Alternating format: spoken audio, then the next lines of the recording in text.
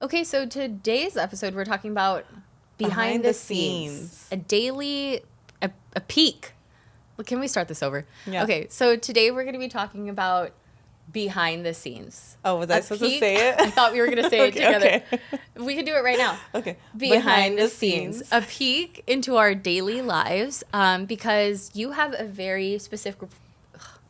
I'm done. Can It's I have okay. just... I'm just Have going a little to bit. drink chocolate for a second.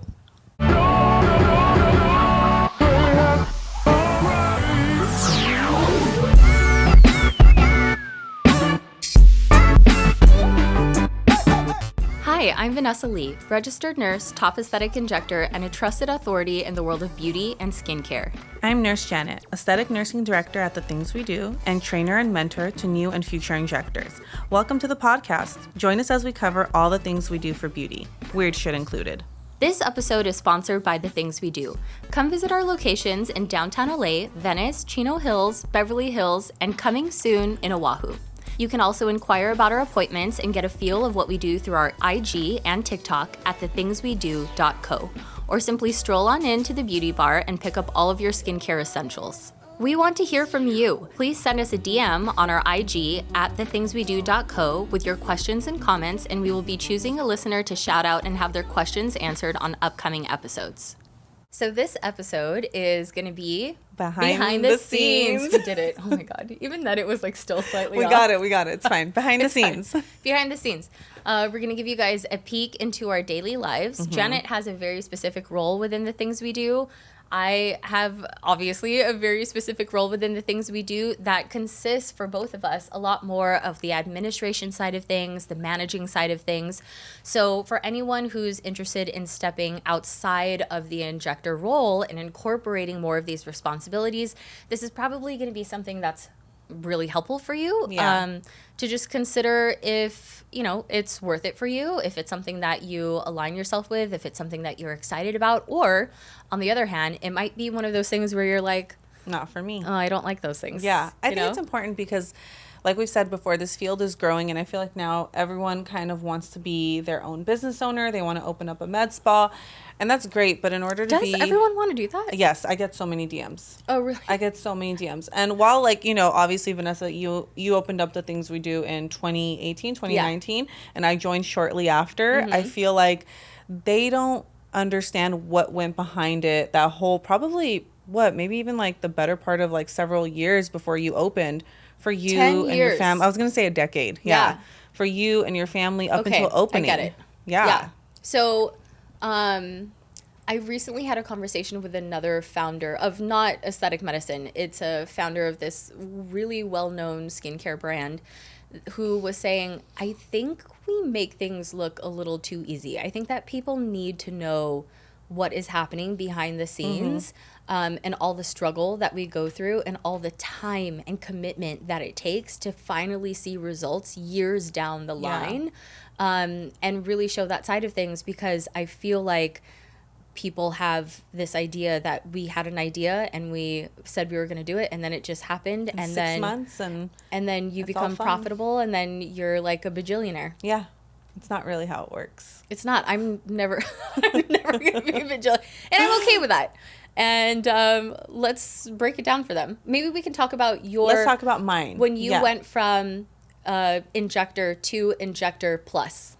So I started in 2019 with The Things We Do, and I was just And an at that injector. time, you were injecting for how long At already? that time, I was injecting for 3 years. Okay. So I was injecting for 3 years, and then when was it, Vanessa? In 2021 or 2022?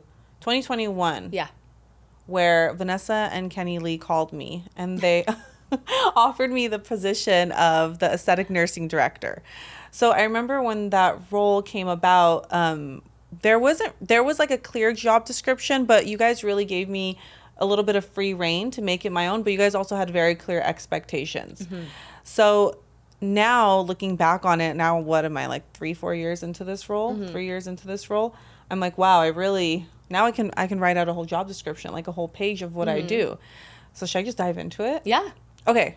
So for me, on top of treating patients, what I do is I will typically work with Erica, who is our regional manager, And one of the main things I do is focus on training. So that means trainings across the board. So we have monthly, or we try to have monthly trainings or trainings every other month for the providers, for the staff. And I will work with Erica and coordinate those trainings. I'll coordinate a day that works for everyone. We'll make sure that all the girls are available. We'll hone in on the agenda for the training, so areas they want to focus on. I will work with the reps of the various companies like Allergan and Galderma to work on finding a trainer that we feel like we can learn from and who we want to bring into the office, where maybe the girls have requested them. And then on top of that, that usually takes like a couple days between Erica and I coordinating it. And again, this is on top of treating patients. So I'm in the office, I'm treating patients. I sit down to, have a couple bites of food. And then Erica will be like, Janet, I'm so sorry to bother, but the rep just reached. I'm like, it's okay, because we have to take care of this now, or it's just going to wait till the next day. And that's not going to work. So let's say we get a training day down. Then I have to focus on finding the models. And that's where the fun begins, because you guys will see me post on Instagram like, oh, I need a model. What you guys don't see is the circus that happens behind the scenes. That's because so funny to me. I'm sure you deal with it too, because sometimes I reach out to Vanessa and I'm like, look, we are looking for a very specific model, because I need to ensure that these girls have good before and afters and the experience is very positive, and the model has to be available. On top of that, they have to be a good candidate.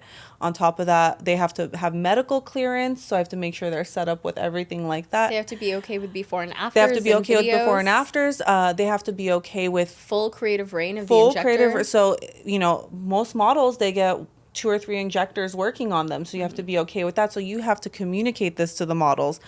Okay, all those things check out. Sometimes I can't find a model, so I reach out to Vanessa, and we're sitting there for probably 2 nights because... Well, and this is what happens when... This is the madness that happens on my page.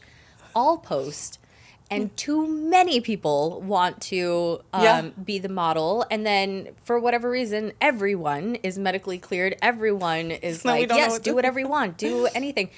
And then the problem is, like, I have to,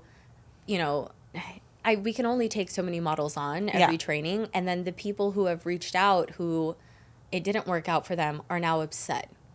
And it's like, girlfriends, this was a... But part of my role is to problem solve these things, right? So I never want, if we have like too many models that are good candidates and they're medically cleared, I don't want to lose out on those people for future trainings, because we have trainings so often.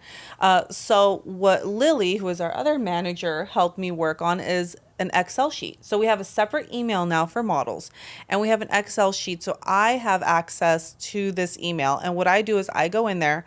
I'm the one who plans these trainings, and I know what areas we're going to treat. So I have separate tabs. And I'll either have a tab for a PRFM training, a threads training, mid-face, upper face, full facial balancing, Botox. I'll have different tabs, and each of those pictures, I'll look through them, and then I'll move them to the respective tabs. So imagine, like, let's say I get, anywhere from like 30 to 40 model requests. I have to go in there, and this is on my Instagram DMs. Some of them I'll say, please email the pictures to models at the things we do. So then they email the pictures, and then I have to organize all that, because then I know we're going to have another training in a month or two. Right. So then I'll say, hey, there's another training in a month or two if you want to make yourself available. I'm not sure about the day yet. So then let me think, what else? The trainings are the biggest. They take up the most time for me. And then I train... it's a whole event. And it's patience, and it's... You just want to make sure everyone has a good... I take it very seriously. And another thing is it's one of the perks at working at the things we do. Typically, when you work in an office, you'll have a training maybe once a quarter. Yeah. If you're lucky. You may have a training once a year from a practice. And at the things we do, you're getting, these more advanced hands-on trainings covering PRFM, threads, full facial balancing, temples, everything that we offer about every 6 weeks. So it's one of those things that, is really what sets us apart as far as like staffing goes and as far as patient experience goes. And when we hire new providers, they have a couple of years experience under their belt. Yes. But what we've noticed is they still need training on how we do things. Oh, yeah. So I know I've told Vanessa in the past, there's like which this isn't set in stone, but like almost like a mini training program that I put the newer providers through. Yeah. And it makes sense because I have them shadow me for a couple weeks.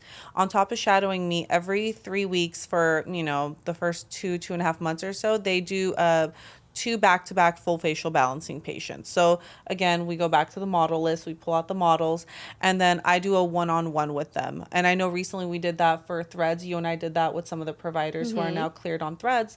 So there's a challenge in that you have to pay attention to what this person is doing. It's one-on-one, and then you have to you have to critique them and then make sure they implement any changes on the next model. And then I have to go back to Vanessa with feedback, and then she watches them do another set of trainings, and then only then, when they are cleared, are they allowed to do anything. And then we have to make sure the front desk knows that, this provider is, they just got cleared on Threads. So they're proficient. Let's get to it. Beyond proficient. They've mastered this within our training process. So then we have to be able to communicate that. We have to almost over communicate to everyone within the office that this person is good to go. They have the green light, and then we can start scheduling them for patients. Aside from that, I feel like that's a lot of my day on top of treating patients. Oh, yes. I handle patient complaints. Erica, Lily, and I work together on that because it's a medical setting. So Erica and Lily are amazing at handling, almost like the human resources part of it. But there are some things that a patient customer service part of it. And there are some things that a patient will tell them that they're like, they maybe just don't understand it 100%. So they'll be like, Janet, the patient said, there was an issue with this. And then I'll be like, oh, that makes a lot of sense. Why? Maybe they misunderstood that. So then like for instance, like one of the harder things is like when a patient doesn't want to do a complete dosing of neurotoxin and maybe the duration isn't what they expected. And the way they articulate it to Erica and Lily, it seems basic, but the patients aren't able to articulate it like how we do. So then like Erica will reach out to me, and then I like to jump on a phone call with patients. If you're a patient listening, patient concern, it's just so much easier for me than like an email. So I will take the time. Sometimes it's on a day where I'm not in the office or I'm driving somewhere. I'll take the time. I'll call the patient. I'm like, okay, perfect. This is easy. It's an easy fix. So aside from that, a lot of it is, outside of the office when I'm not treating patients or working on trainings. If the girls call me, I'm the first point of contact before they call Vanessa, right? And then if something serious happens, like a complication, then both Vanessa and I get a phone call, a text, an email. So that's happened to us when we've been on vacation. And it's just one of those things where, like, my family knows. This is not a role for someone who is like, I'm on vacation. You can't contact me. What did I tell you? These are my hours off. These are my hours off. No contact should happen. If that's you, very respectfully, this is not a position for you. You know what I mean? If you're someone... It's just one of those things, because who knows when a complication is going to happen? Who knows when a patient is unsatisfied? And as a consumer yourself in other realms of life, you do want to make sure that you're heard, someone gets back to you in a timely manner. And it's these systems that we have in place to look out for our patients and be able to have a respectable running business where patients are paying us hundreds and hundreds and thousands of dollars for us to be able to deliver these results. And we need to make sure that we have systems in place to get great quality service to them. What did I tell you a couple weeks ago? If you're someone who has your notifications silenced or like your phone silenced after 8:30 p.m., this is not the role for you. Yeah, so there's a lot of times where we go into the evenings and we're answering emails, we're getting to staff concerns and scheduling staff meetings, and we're working out all of those things I guess we'll get to in my daily life situation. But it's definitely a role where when you're ready to step up and take more responsibility and also more pay, with that comes, schedule where maybe after you clock out at 6, it's not going to be, just Netflix time the entire time. People need to be able to reach out to you for these things. So I think that's, I think it's manageable for our personalities. Yeah. Personally, I always want to be up in the mix. Like, that's just Yeah, I how I FOMO am. all the time. So if like I Yeah. went on vacation and I told the office, I was like, just reach out to me because I'll be available. And they're like, Janet, just go on I know, vacation. we're sick. But What's then wrong with I us? got We're sick. I told my family, I was like, look, if I get a phone call, I ended up getting a phone call. Yeah. I was talking to you. Yeah. And I ended up getting a phone call and I was like, okay, I have purpose again when I go back. But a lot of my role is coordinating a lot of trainings, but then also being available to the providers and to the staff as like a very strong point of contact. So I like to let people problem solve, but when it gets to a point where it's not manageable, where they just need someone to bounce ideas off of, or there's just something like they see like a flaw in the system, like Janet, I feel like we could be doing this better. I'm that point of contact. So when they reach out to me, I want them to be heard, but I also, I want to take their advice, and then I also want to give advice and give leadership where it's needed. So really the point of it is being available. You have to be a resource for the staff. Yeah. And I don't take that lightly. Yeah. You do such a great job. Thank you. I love it. Behind the scenes, as the founder and CEO of the things we do, before we get into it, you guys should know that I never wanted to be a founder or business owner, but naturally those things I excel in. But what I excel in is very different from what I want. But What I wanted in my past life is to just be able to clock in, see my patients, smash it, clock out, and hit the home. club. Like that was my MO. Like, like have a date with my husband, like be with the kids and like be done. Now, what has happened to the point where it brought me to owning my own business was that there were just so many things in the industry that I saw there was a huge need for things to change and be done differently. And that's the reason why I opened the things we do. I'm so happy that I decided to do that. And I'm so happy that I didn't have the foresight to know the struggle that would bring me to this point and bring me the business, because I don't know if I ever would have done it if I would have known better. But I'm so happy to be here, and I wouldn't change anything. However, you should know that as soon as I open my eyes in the morning, I'm working. And then, my husband takes care of drop off with the kids. Bless his heart, Kenny, our CFO. Oh my God, we should talk about the behind the scenes. That man works until 4:00 in the morning sometimes. he's written back to like, I've needed like, for when I was selling my house and trying to get approved, like Yeah. the loan officer emailed me. She goes, I got an email from him at like 1:30 in the morning. Does he Yeah. ever sleep? And I was like, Yeah. nope, that's Kenny. Kenny doesn't. He runs off of like 4 or 5 hours of sleep Yeah. because he's such a wonderful father and a wonderful husband that he doesn't want to miss any of these things with the kids. Like, he doesn't have traditional hours, but he also will never, he hates going over a deadline. Like, he knows how important that is. Like, Yeah. he knew how important that was for us when we were figuring out our things Yeah. for our house. And he will make sure if he needs to stay up until 4 a.m., if he needs to send out things at 2 a.m., he's going to do does, it. So yeah. he does payroll at like 3 a.m. in the Trust me, morning. I know. I know, it's like insane. I see the. I told him recently, you need to change, like, put that it's going to schedule out and send out at 8 a.m. Yeah. because it's so embarrassing that people know you're working at 4 a.m. And he's like, I don't know, I don't think people care. And I'm like, No, I noticed it though, and I'm just like, oh, it's so strange. Anyways, so everyone who is working on an administration is doing strange hour things, okay? So, previously, I was working 5-6 days a week as an injector, and then I had to scale back to 3 to 4 days a week as soon as I opened the things we do, because as someone who's the CEO as well, I need to be able to manage systems within the business. And I help to direct front of house, which is our patient coordinators, and then I was helping train the medical assistants, and then I'm helping train the actual providers, and then I'm seeing my own patients, and then I'm going over the financials at home with the CFO and looking at trends of the previous year, the previous quarter, and looking at how we can become more innovative and place in systems as far as like, what can we step up with as far as social media and SMS, marketing, and how can we step up our emails? The graphic designers asking about these changes. Do you approve? These are the new emails that are going out. Is this format better? The website needs these changes. The website's down. I'm working with our corporate team. There's Brianna, who is working with all of our e-commerce, and she's telling me what changes are happening. We're up 30%, we're down 11%. Here are the reasons why, in studying what the trends were last year. We had this special last year. We didn't run it this year. This year, we had so much more eyes on our social media because we had 2 celebs talk about this, or 2 of our patients posted, and it got a lot of traction for us. These micro-influencers want to come in. Can you figure out these partnerships? Certain collaborations that we've done in the past. I'm thinking of like the NDAs that I've signed, and I'm like, what can I talk about? What can I not talk about?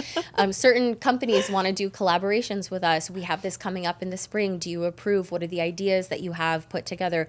You're going to be flown out by Shopify to go to New York to talk about the things we do products. What exactly are you going to be talking about with our audience? How much product are you going to be able to ship over here? What are the inspirational panel questions that you have for our guests? What are these different publications and editorials that you have coming up, scheduling that with our regional managers and our managers of like who's coming in as far as the editors are, what treatments are we doing for them, when are those publications going out, which staff members am I going to be able to highlight this quarter as far as partnering them with the editors. What retreats do we have coming up to make sure that our staff is inspired and is prepared and ready to go for the next quarter, for the next year? Who is ready for, a promotion? Who is not ready for a promotion? Who needs to have a write-up because unfortunately there were 3 times that we warned this person? Who needs to be let go? Those very difficult conversations. Overseeing the business. When I make decisions in a meeting on Tuesday is like my admin day where I have all of my meetings. If I'm making a decision on a Tuesday in February in 2024, usually that's affecting our last quarter of the year, or that's a couple of quarters in advance, or it's for next year. And then all of those things, are something that I am not naturally great at. I'm an Aquarius, you guys. I don't know if anyone knows what that means here, but I'm like great at ideas. I'm great at inspiring change. I'm naturally great and passionate about the creative process of igniting a new idea, creating a skincare product, figuring out what the next move is for a company. I'm not great at systems and putting them into play, which is why as a business owner, my salary could be insane, and it's not. It's reasonable because I know what my weaknesses are, and I need to employ the people and surround myself with people who my weaknesses are their strengths. Yeah. And that's the only way the business can function. I could take so much more money and not have these people there, and my life would not be enjoyable. Like it just would not. You have to pay for your convenience almost. Yes, absolutely. Or not even, yes, convenience for sure, but also like, not only would it be inconvenient for me, I would do it so poorly because that's it wouldn't just be what not it is now. It's not who I naturally am. Could I get those things done? Yes, it would take forever, one. And it would take forever, and then it would be done like subpar because it's not my strength. So in employing these teams and in implementing these different chain of support and different ways to implement any kind of new technique that we have, new injectable, we have these meetings where we do like our color analysis, not color analysis as in like this color looks great on you and this color doesn't. But like our, color in psychology. Yes. Dr. Carl Jungian came up with this like color theory and how it aligns with your personality and your communication style. We do, these different retreats and we have these trainings and we do all of these things. When I'm not doing all of those things, I'm also still doing trainings. So I'm training our own staff. I'm working with Janet on trainings. We have beauty theory courses. I'm training for Allergan. I'm training for Mint PDO. All of these things seem crazy because they are. Because what little time I have to myself to enjoy something for myself, I don't think is the normal amount of time that most people want for themselves. Yeah.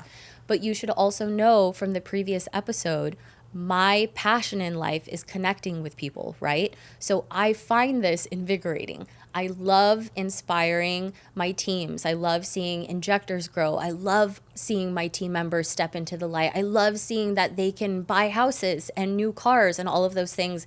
And we're a small part of that. Like that to me is like, oh, Fulfilling. thank you, Fills your cup. ancestors, for Yeah. putting me here. Like I'm so thankful to be able to like, you know, help people. You also and- forgot a really big thing that you do. Oh, I like, did. Are we not opening up Oahu? And We you're are. opening up locations? Yes. Like, how many did you open in the past, you know? Yeah, so since we opened December 22nd of 2018. So I personally say we opened in 2019, you know what I mean? Because it just Great, was 'cause I like a started in blip at the end. 2019. Yes. March. So since opening in 2019, we're now working on opening our 5th location. So Those don't you just know, pop up out of the ground, they Vanessa. don't, and it's beyond like planning a wedding. Like, do you remember planning your weddings, guys?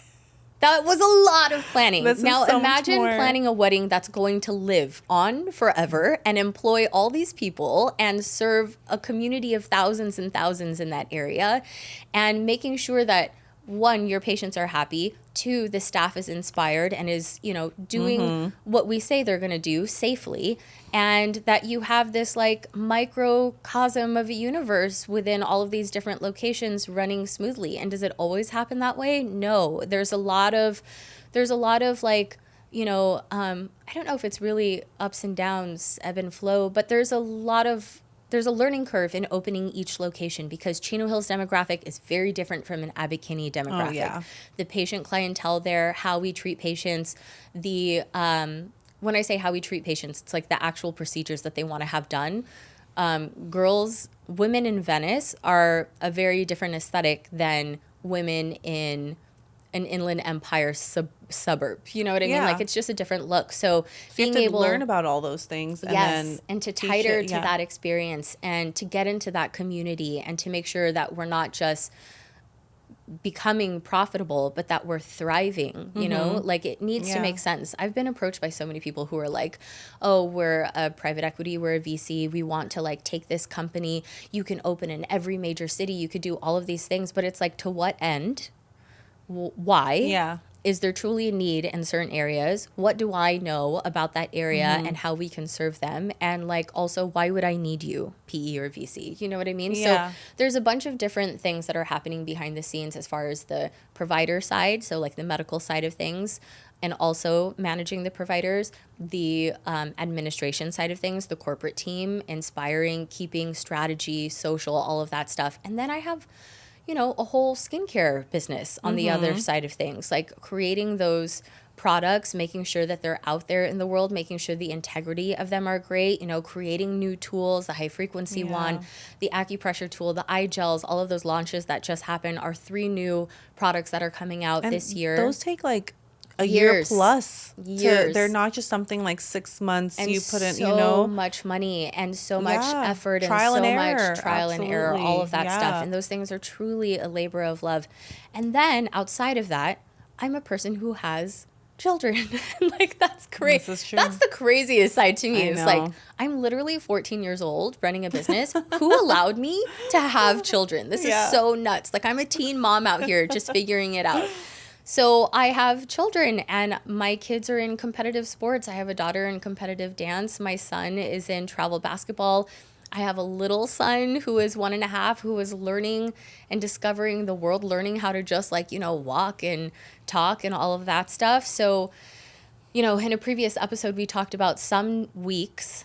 I like to focus cycles. So certain weeks I'm great at business. I'm a great business owner. Certain weeks I'm great at, you know, being a provider. Some weeks I'm great at being a mom and a wife. And then every now and then I'm great at taking care of myself. There's no way for me to do all of those things Yeah. successfully within 1 week. It's There's just no not way. going to happen. Much less 1 day. Oh my God. No. GTF, there's no way. So like every week I'm excelling at something, and I've accepted that that's a healthy baseline for me. And I suggest that for other business owners too. If you find that you are overwhelmed with just paying attention to your relationship, then booking the clients, and at some point, you know, spending time with your parents and connecting with your friends, and then making sure you're getting new leads and advertising yourself and all of that, it is so mentally draining. And you are absolutely enjoying it, right? But it is so draining and it's not for everyone. So discover what your needs are and what your wants are, and discover what your strengths and weaknesses are. Because personally, if something like this, if the things we do, or if it was called by any other name, owned by anybody else, was existing already, I would love to be Janet. Like I love that. I would even love to be someone who doesn't. No, like I was gonna say, like, I knew I never wanted to own a business. Like, I own like my Nurse Janet G, but that's more virtual. That's virtual content, virtual mentoring, virtual training, which is so innovative, by the way. It's better that way. But I've always said, like, I don't want to own a brick and mortar. Like, I do not want to own a place because I don't think I could do it. I know where my strengths and weaknesses are, and I just think this is something I wouldn't be able to do or do as well, especially now that I work here. My role benefits me a lot because I don't have to, like, sometimes when I hear the things you do, like, I know, okay, if I don't talk to Vanessa for a month, I know so much is going on. And then once a month we chat, and I'm just like, oh my God, this is good Lord. And then you're like, do you have anything to say? And I'm like, no, just, just put out a few flames, nothing big. And I'm so okay with that because I just don't think I could. I don't think I would want to do it if I'm being quite honest. Yeah. And it's just not for me. I appreciate you saying that because I think that people ask me all the time, like, I don't know how you do it. And honestly, I don't know how I do it either. Yeah. But I will say what I do know for sure is I have an insane amount of energy. I don't know why. That's just how I'm built. And I have found that other people who do really well in this industry on the business side of things with multi-locations also have an unhuman amount of energy and also are relentless. Like the amount of grit. Like you could tell me no 1,000 times and I'll be like, I bet you 1,001 is when you'll say yes. You know what I mean? Like you'll find a different way to ask the same question. Yeah. Until or you get yes I'll as an be answer. like, fine, I'll just go invent it then. You know what I mean? And that has happened. Actually, some of the things that we have happened because people were like, no. And I was like, all right, fine. Then I'll make it myself. Yeah. Or like, you won't, pay attention to it. All right, watch me make two more then. That kind of thing. And it's always worked out for me. And I enjoy it. And then remember, going back to, I'm thriving in this because I love connecting with people. If you don't love connecting with people and people you find are generally zapping your energy, maybe don't work with teams. Maybe be an insane injector and just kill that. You know what I mean? Yeah. And there's so much money in that too. This is what I like to tell people. The amount of money I make right now is the same amount of money. I haven't taken a raise in so many years, by the way.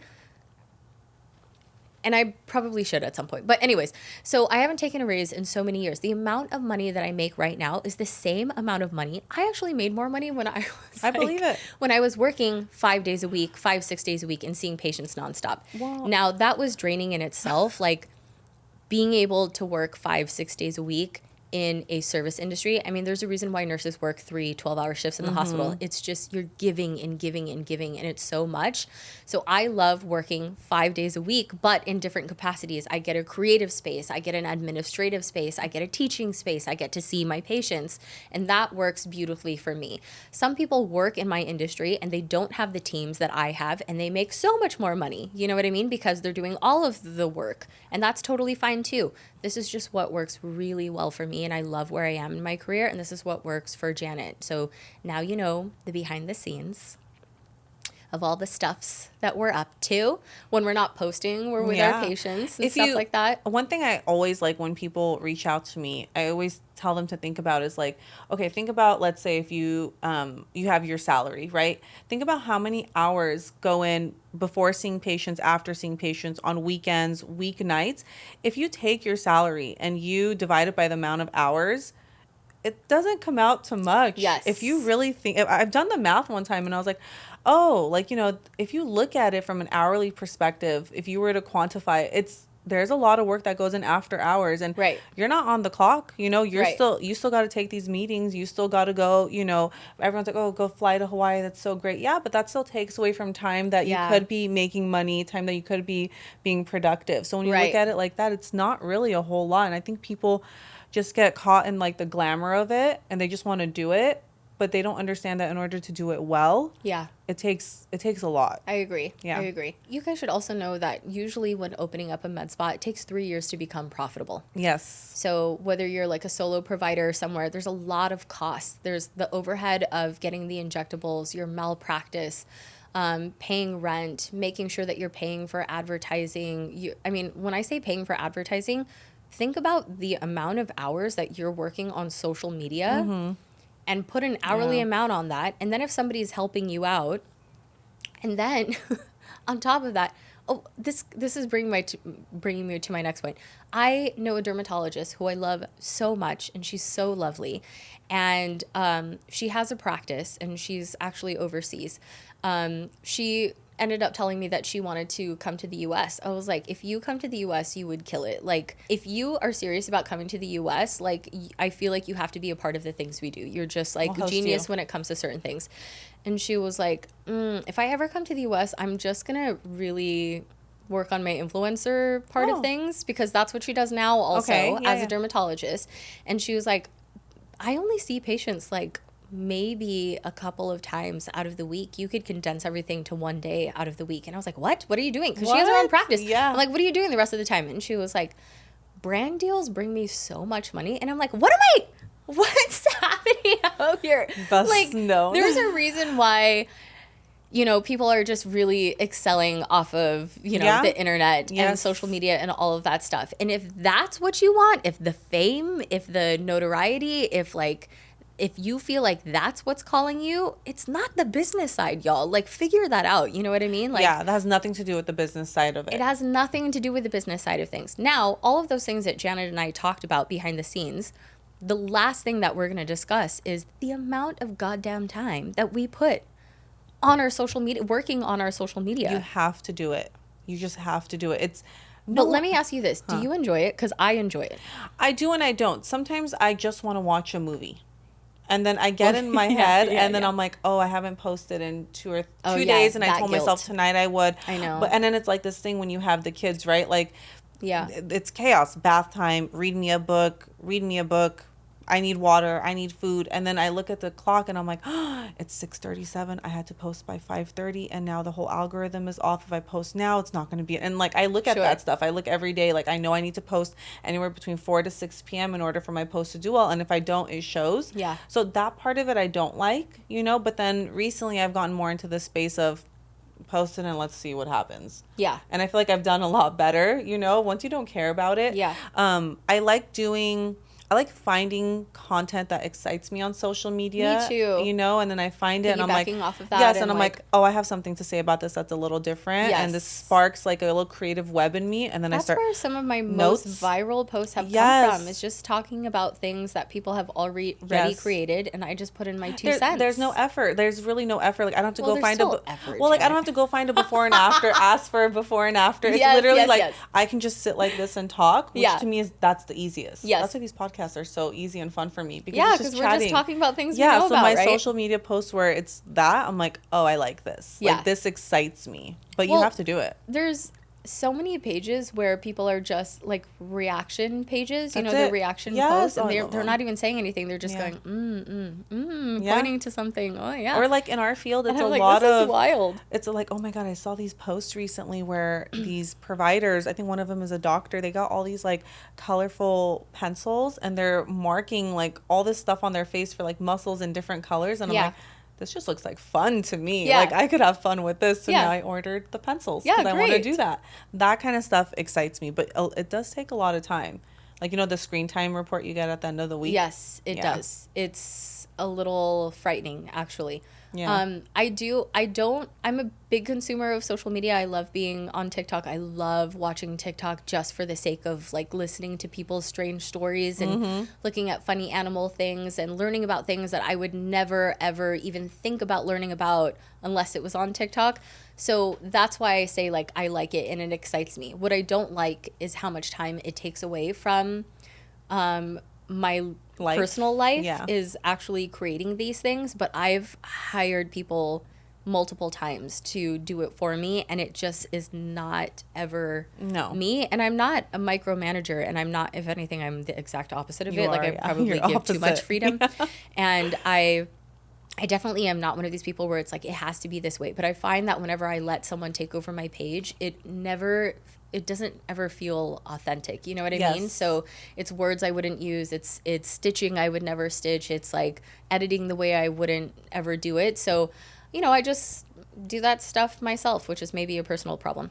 Anyways, that's everything that we do in Our day-to-day lives. Our day-to-day lives, like behind the scenes. So this is what I recommend for you guys.